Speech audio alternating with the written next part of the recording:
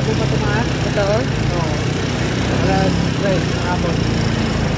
Nabot sa upuan.